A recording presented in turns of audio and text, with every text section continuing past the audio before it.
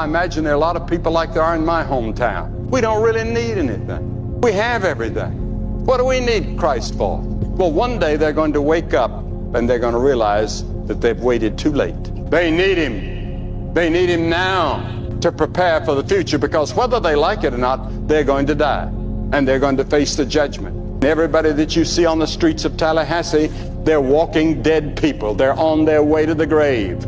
They're on their way to their own funeral. There was a man here the other night. He accepted Christ.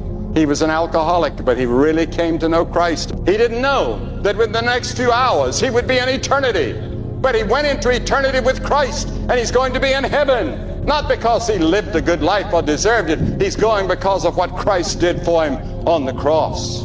And then there are other people that say, well, there are too many hypocrites in the church. I think that's the most foolish of all excuses. There are quacks among doctors. Does that mean you'll never go to a doctor because there's a false one somewhere? The church is not a perfect organization. The family isn't perfect.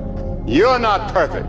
We live in an imperfect world, and we're not going to be perfect till we get to heaven. But when you come to Christ, you're on your way. That's called sanctification. You start being sanctified, and you are sanctified progressively, and you're fully and totally sanctified when you stand in the presence of Christ.